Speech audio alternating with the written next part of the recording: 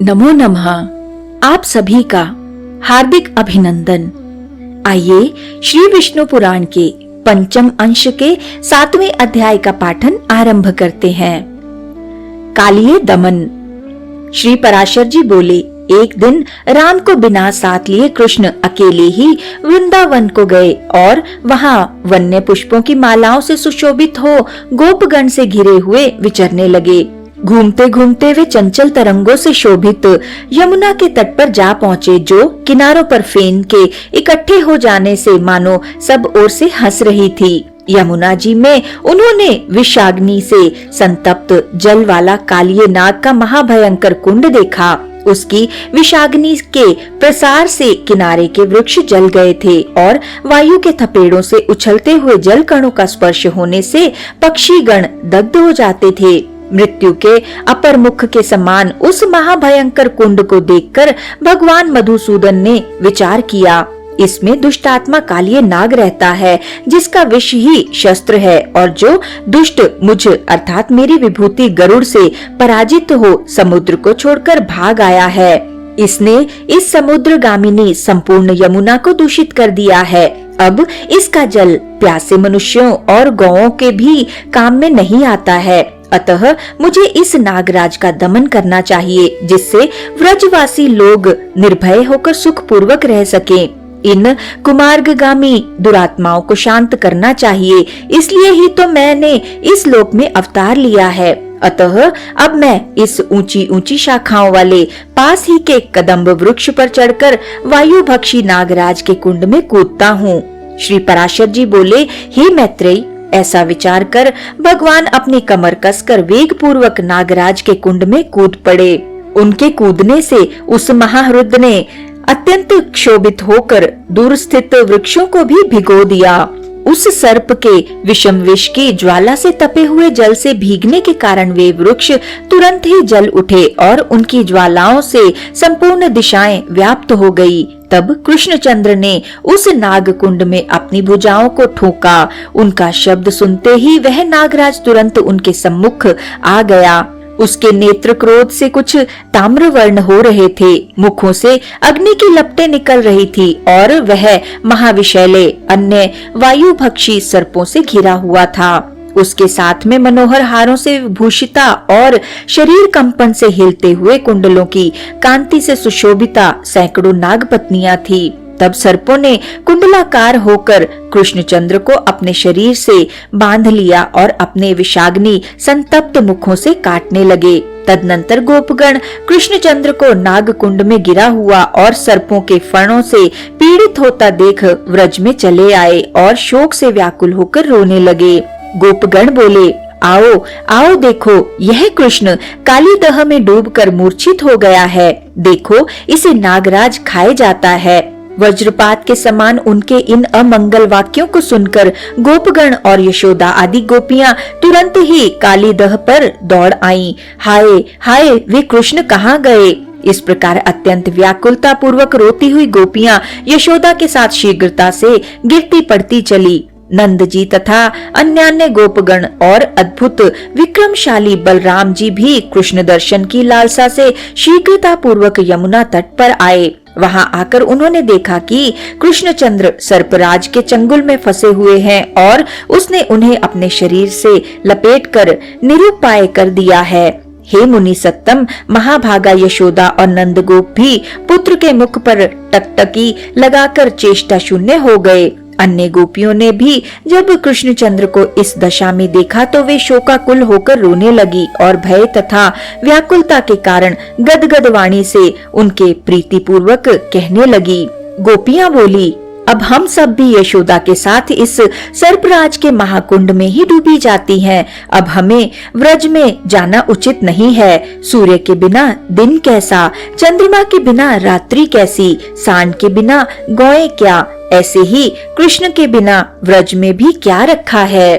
कृष्ण के बिना साथ लिए अब हम गोकुल नहीं जाएंगी, क्योंकि इनके बिना वह जलहीन सरोवर के समान अत्यंत अभव्य और असेव्य है। जहाँ नील कमल दल की सी आभा वाले ये श्याम सुंदर हरि नहीं है, उस मातृ मंदिर से भी प्रीति होना अत्यंत आश्चर्य ही है।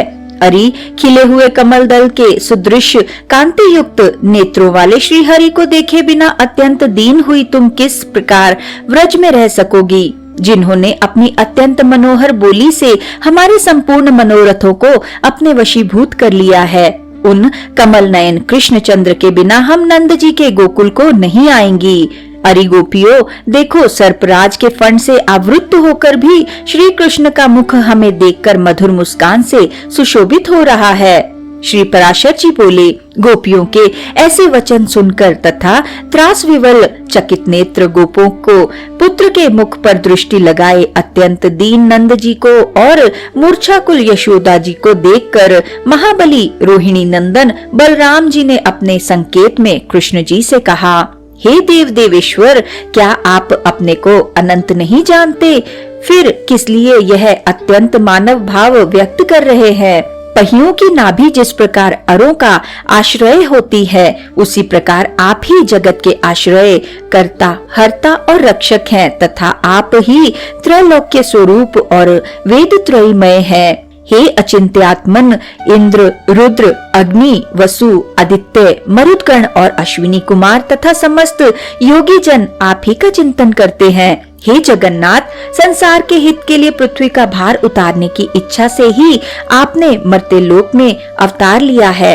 आपका अग्रज मैं भी आप ही का अंश हूँ। हे भगवान, आपके मनुष्य लीला करने पर ये गोप वेशधारी समस्त देवगण भी आपकी लीलाओं का अनुकरण करते हुए आप ही के साथ रहते हैं। हे शाश्वत, पहले अपने विहारार्थ दिवांगनाओं को गोपी रूप से गोकुल में अवतीर्ण कर पीछे आपने अवतार लिया है।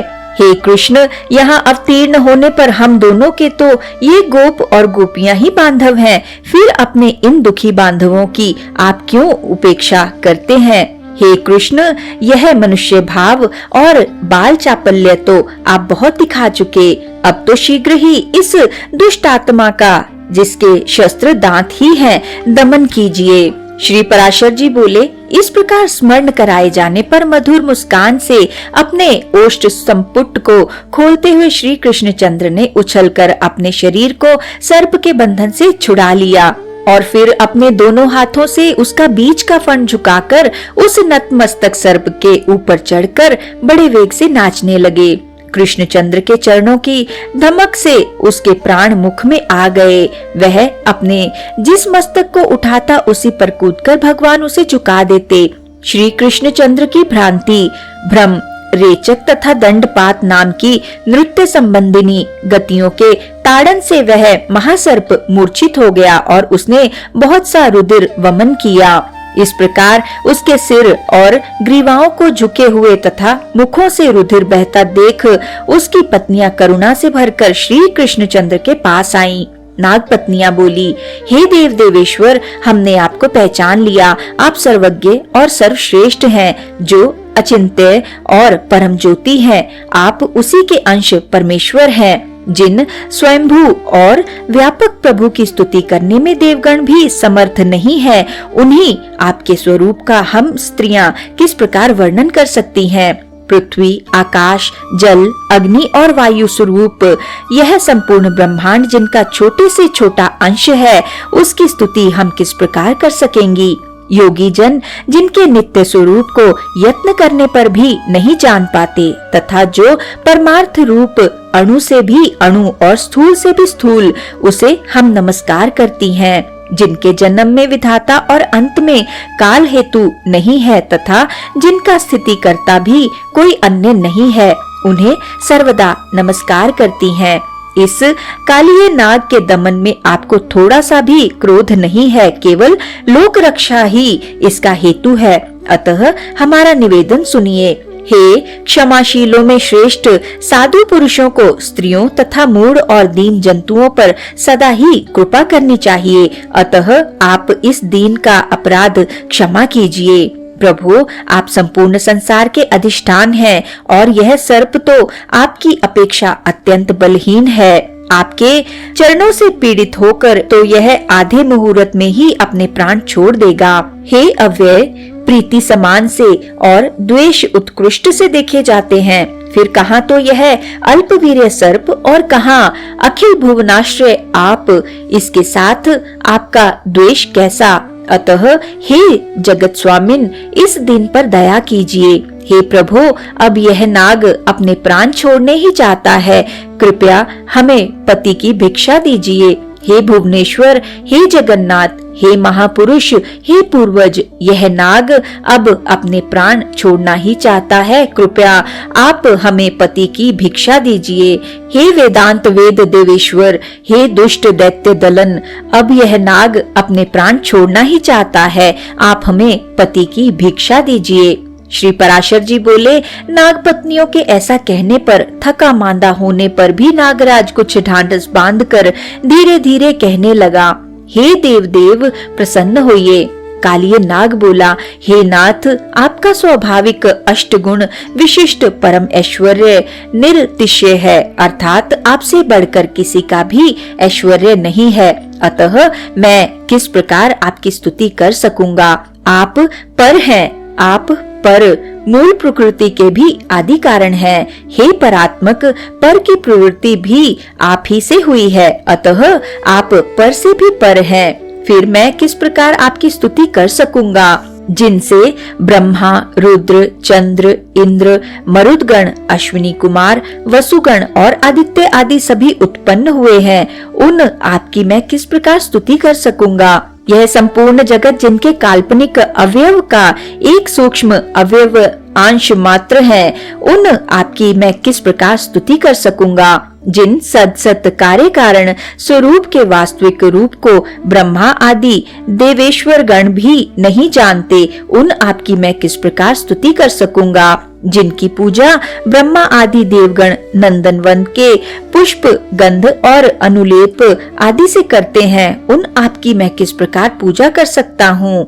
देवराज इंद्र जिनके अवतार रूपों की सर्वदा पूजा करते हैं, तथापि यथार्थ रूप को नहीं जान पाते, उन आपकी मैं किस प्रकार पूजा कर सकता हूँ। योगी गण अपनी समस्त इंद्रियों को उनके विषयों से खींचकर जिनका ध्यान द्वारा पूजन करते हैं, उन आपकी मैं किस प्रकार पूजा कर सकता हूँ। जिन प्रभु के स्वरूप की चित्त में भावना करके योगी जन भावमय पुष्प आदि से ध्यान द्वारा उपासना करते हैं, उन आपकी मैं किस प्रकार पूजा कर सकता हूँ। हे देवेश्वर, आपकी पूजा अथवा स्तुति करने में मैं सर्वथा असमर्थ हूँ। मेरी चित्तवृत्ति तो केवल आपकी कृपा की ओर ही लगी हुई है, अतः आप मुझ पर प्रसन्न होइए। हे केशव, मेरा जिसमें जन्म हुआ है वह सर्प जाति अत्यंत क्रूर होती है, यह मेरा जातीय स्वभाव है। हे अच्युत, इसमें मेरा कोई अपराध नहीं है। इस संपूर्ण जगत की रचना और संहार आप ही करते हैं। संसार की रचना के साथ उसके जाति, रूप और स्वभावों को भी आप ही बनाते हैं। हे ईश्वर, आपने मुझे जाति, रूप और स्वभाव से युक्त करके जैसा बनाया है, उसी के अनुसार मैंने यह चेष्टा भी की है। हे देव देव, यदि मेरा आचरण विपरीत हो तब तो अवश्य आपके कथनानुसार मुझे दंड देना उचित है, तथापि हे जगत स्वामिन, आपने मुझ अज्ञ को जो दंड दिया है वह आपसे मिला हुआ दंड मेरे लिए कहीं अच्छा है, किंतु दूसरे का वर भी अच्छा नहीं। हे अच्युत, आपने मेरे पुरुषार्थ और विष को नष्ट करके मेरा भली प्रकार मान मर्दन कर दिया है। अब केवल मुझे प्राण दान दीजिए और आज्ञा कीजिए कि मैं क्या करूं। श्री भगवान बोले, हे सर्प, अब तुझे इस यमुना जल में नहीं रहना चाहिए। तू शीघ्र ही अपने पुत्र और परिवार के सहित समुद्र के जल में चला जा। तेरे मस्तक पर मेरे चरण चिन्हों को देखकर समुद्र में रहते हुए भी सर्पों का शत्रु गरुड़ तुझ पर प्रहार नहीं करेगा। श्री पराशर जी बोले, सर्पराज कालिय से ऐसा कहकर भगवान हरि ने उसे छोड़ दिया और वह उन्हें प्रणाम करके समस्त प्राणियों के देखते देखते अपने सेवक, पुत्र, बंधु और स्त्रियों के सहित अपने उस कुंड को छोड़कर समुद्र की ओर चला गया। सर्प के चले जाने पर गोपगण लौटे हुए मृत पुरुष के समान कृष्णचंद्र को आलिंगन कर प्रीतिपूर्वक उनके मस्तक को नेत्र जल से भिगोने लगे। कुछ अन्य गोपगण यमुना को स्वच्छ जल वाली देख प्रसन्न होकर लीला विहारी कृष्णचंद्र की विस्मित चित्त से स्तुति करने लगे। तदनंतर अपने उत्तम चरित्रों के कारण गोपियों से गीयमान और गोपों से प्रशंसित होते हुए कृष्णचंद्र व्रज में चले आए। इसी के साथ आज के इस सुंदर पाठन को हम यहीं पर विराम देते हैं और अगले अध्याय के पाठन के लिए हमारे साथ फिर से जुड़िएगा। आइए विष्णु जी के इस सुंदर मंत्र से आज के पाठन का समापन करते हैं। ओम नमो भगवते वासुदेवाय। ओम नमो भगवते वासुदेवाय।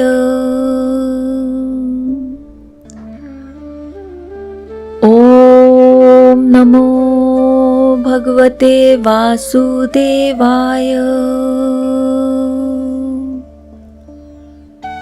ओम नमो भगवते वासुदेवाय। ओम नमो भगवते वासुदेवाय। ओम नमो भगवते वासुदेवाय। ओम नमो भगवते वासुदेवाय। धन्यवाद।